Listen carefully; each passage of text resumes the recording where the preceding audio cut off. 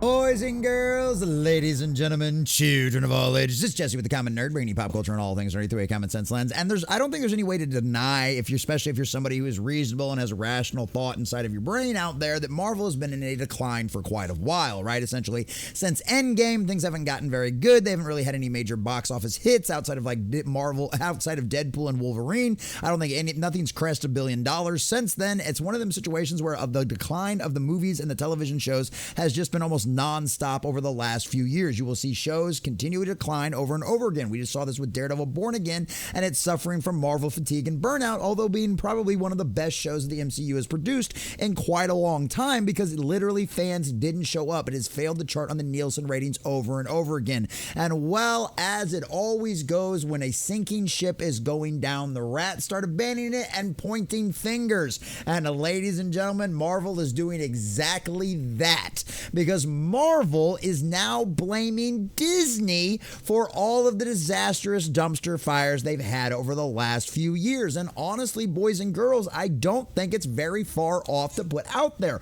A lot of this is the blame for Bob Iger himself, because Bob Iger's dream child was, of course, Disney Plus. He was the one that had been working on the idea for years, and he was the one that wanted to see it implemented and be a huge success. Well, him pushing for all of that crazy, insane content, especially during the lockdowns, and of course because all of the progressive agenda that he had forced onto the company, including all of their diversity hiring requirements, that would be the only way you would actually get a bonus. Well, needless to say, when you hire a bunch of unqualified people for the job and then try to crank out a whole bunch of content at the exact same time, needless to say, it blows up in your face, and now everybody's pointing fingers and everybody's out to put the blame on anyone else they possibly can, because God forbid in Hollywood anybody be responsible for their own actions, right, boys and girls? So we're going to check out this article over here from Fandom Pulse and get into all of the juicy details of exactly what this wonderful little expose from the Wall Street Journal is showing us that's going on behind the scenes over there at Disney Marvel. But before we do, if you do enjoy our content, hit that like button, share with all your friends, and subscribe or follow if you have not already, boys and girls, because we are grinding, we are growing. We just crossed 1,800. We're sailing our way towards 1,900, and I could not do that without every single one of you. Also, leave us a comment in the section down below. Does it surprise you at all that Kevin Feige and all of the rest of the executives over there at Marvel are pointing all the fingers at Bob Iger and the rest of all of the major CEOs, executives, and all of that kind of stuff out there? Or do you think maybe it's not one of those cases where maybe they've just been really bad about putting a bunch of content and garbage out there, and it has nothing to do, and they're all absolutely to blame for getting in bed with any of this nonsense from the very beginning? Let us know what you think about it in the comment section down below. And if you'd like to support the channel, please check out the links in the description and think about becoming a member, where you get the name of your name at the end credits of every single one of our videos, and of course at the end of all of our live streams. All right, from John F. Trent over there at Fandom Pulse. Marvel blames Disney for recent film and TV failures. Use same as excuses as Star Wars, because of course they do, because nobody actually wants to look at the giant elephant in the room that's caused all of the actual problems. Because guess what? If all of your content's great and is actually true to the source material, fans will gobble it up all day long and twice on Sundays. Needless to say, you haven't done that. Marvel executives' employees are blaming the Walt Disney Company for its recent film and TV failures. An expose in the Wall Street Journal claims that Marvel Studios boss Kevin Feige is putting the blame on Bob Iger and executives at Marvel's parent company, the Walt Disney Company, for the studio's recent failures. Specifically, Feige is blaming Disney for forcing them to churn out as much content as possible for its Disney Plus streaming service. And that's one of the things that is absolutely a fact. Like we said at the beginning of the video, Bob Iger's baby, Bob Iger's dream project out there was this Disney Plus streaming service out there. He wanted to rival Netflix. He wanted to take them on, and obviously they failed miserably at that. We've actually got another video that we're probably going to do, considering the fact that Warner Brothers is now outpacing Disney in streaming numbers. Yes, boys and girls, and actual memberships and new signs up. Crazy what happens when you make good quality content. But it is Bob Iger's fault, because he did push them for all of this content, right? They took a bunch of things that were supposed to be in the theaters. They put them on Disney Plus's streaming service, which obviously cost them a lot of money that they lost. And of course, they can blame it on the government lockdowns all day long they want. Tell that to Spider-Man No Way Home. Okay, that movie ended up making $1 billion, and it came out before and after some of these same movies they tried blaming the lockdowns for. So it's a ridiculous argument. It's absolute nonsense. But also, On top of this, Bob Iger is where all the edicts came for all of the diversity hiring requirements, right? Hiring somebody not for the content of their character, but for the color of their skin, and a lot of the times not qualified for the job they gave them just to meet quotas so you would get your bonuses. And guess what? Kevin Feige was one of those executives that would only get his bonuses if he hired a certain amount of diversity hires. And that's part of the problem. You could have cranked out a bunch of great content if you didn't have a bunch of people trying to push an agenda in your movies and television shows. According to the report, Feige believed all of this content overwhelmed and alienated viewers. Furthermore, the team was allegedly stretched, and this diluted the quality of their output. Well, it certainly overwhelmed and alienated a lot of your viewers. I mean, Secret Invasion, She-Hulk, anybody? I mean, you guys knew that Echo was going to be bad right from the beginning because it's the only Marvel show you've ever released at the binge model. You dumped it all at once on Hulu and Disney Plus because you knew it was going to be bad. Why? Because you had a bunch of diversity requirements that required you to get a bunch of points to hire a deaf, disabled actress to play a character nobody cared about and that the majority of your Marvel fan base doesn't even know who they are. And guess what? We're never going to hear an echo of it ever again. Even Daredevil's own creators said they're going to ignore all of the stuff that happened in She-Hulk. They're going to ignore all of the stuff that happened in Echo. Why? Because it was a disastrous dumpster fire, and it was all because of diversity, inclusion, and equity. And yes, stretching your people too thin does not help. It's even claimed that Feige agreed to the plan because of a zealousness to tell more stories and a desire to be an excellent corporate citizen. He just wanted to be a good little soldier inside of the Disney Army. And you know what? That's a good thing to have an employee. You want an employee that's going to be excited about carrying out your orders and doing the things you want him to do. That's a good employee. But on top of everything else that you've got going on and the people that you have now forced this executive to hire because of a bunch of immutable characteristics, well, needless to say, we've seen the quality, haven't we? As for the studio being stretched, it claims that Feige was the final decision maker for each Disney Plus show the studio was creating, and that he would overturn weeks of work with little to no time to implement the changes before the show needed to meet its deadlines. And that is an insane problem. That means Kevin Feige was hiring people that he did not feel confident enough in to actually complete the task they were given in a successful manner. That is never a good sign. Either he's an insane micromanager, or he knew he was forced to hire a bunch of people he couldn't trust to do their job and actually make a coherent story. One of the two things has to be possible, and considering all of the stuff we know that happened inside of Disney's hiring practices, I think we know which one it is. The report even claims staffers chased him down in the hallways in order to get answers. To this point, Secret Invasion director Ali Stemmen informed Insider back in 2023 that his show is being cobbled together in the editing room as they were releasing new episodes every week.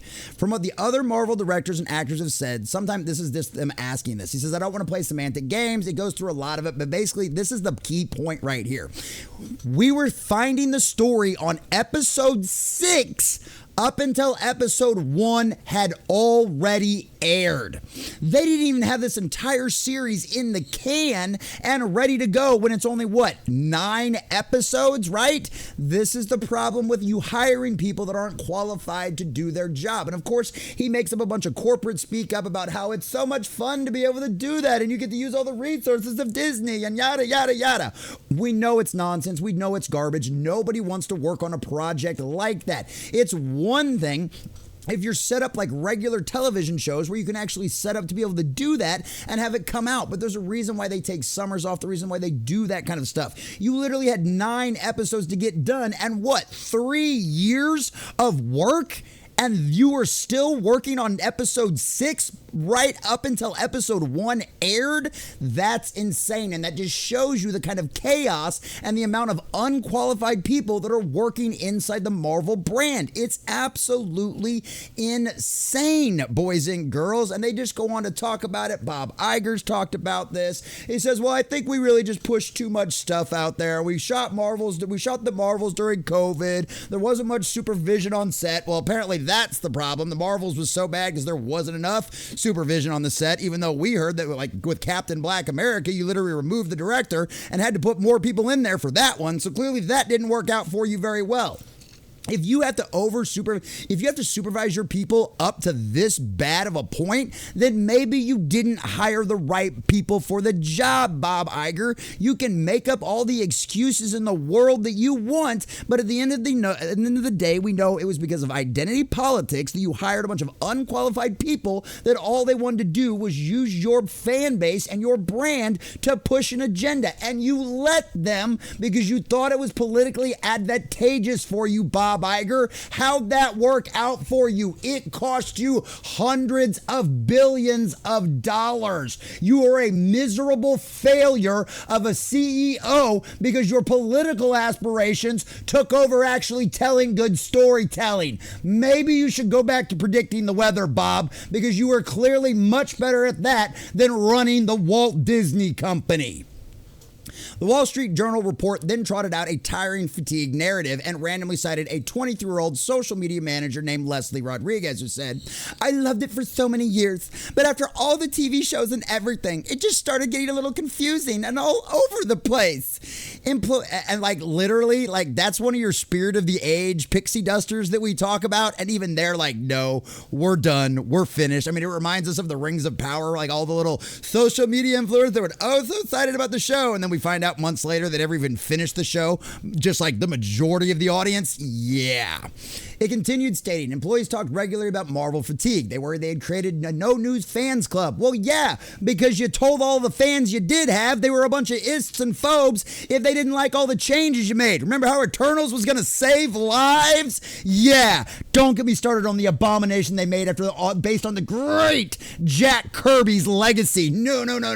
Do not even get me started on that. I've ranted enough. My throat needs to work for a little bit longer. But literally, this is what they've been doing. And that, of course, they've created a no new fans club. And of course, Gary points out the obvious elephant in the room. They talk about all of the rest of the history of all of this kind of stuff. And it's one of them situations where this is something that they've been continuing to do over and over again. And they are failing miserably. Their ratings are in the toilet. Daredevil Born Again is going to be the first Disney Marvel show to never rate on the Nielsen ratings. Star Wars has had the exact same thing happen to it. Like it's just one disastrous dumpster fire after another. Fantastic Four isn't going to save it. We know they lost money on their movies because of their recent fiscal report, because of how bad Snow White and Captain America Brave New World did at the box office. Those movies lost them hundreds of millions of dollars, and that's not even to talk about the Marvels last year. This is a company that is failing. It is a sinking ship when it comes to viewer retention and audience engagement.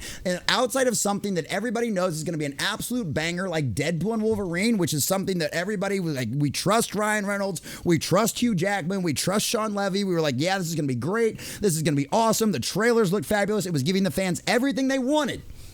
And then you've got a bunch of other stuff out there that is part of the exact same kind of corporate ecosphere that's inside the Marvel stuff that's been infested by the activists and the spirit of the age. And this is what it has gotten you. You have burned your fans beyond all belief, and they don't trust you anymore. They can't trust you to give you a good product that represents the Marvel comics and the characters that they've known and loved for decades. And even the general audiences out there that never read the comics but grew up on the cartoons and some of the other stuff like that, they don't know these characters that you are trying to put out. You are trying to pull a bunch of diversity hires from an era inside of comics that failed miserably as well. And you're trying to make them forefront characters because those are the quotas that Bob Iger demanded of you, Kevin Feige, and demanded of the rest of the company. I'm sure there are still some wonderful people working inside of Disney. If there wasn't, we wouldn't be getting all the wonderful leaks we do from them. But at the end of the day, Bob Iger and the rest of the psychopaths running the show over the Walt Disney Company forced a bunch of diversity, inclusion, and equity hires to be forced on these CEOs, on these other executives, and forced them to hire them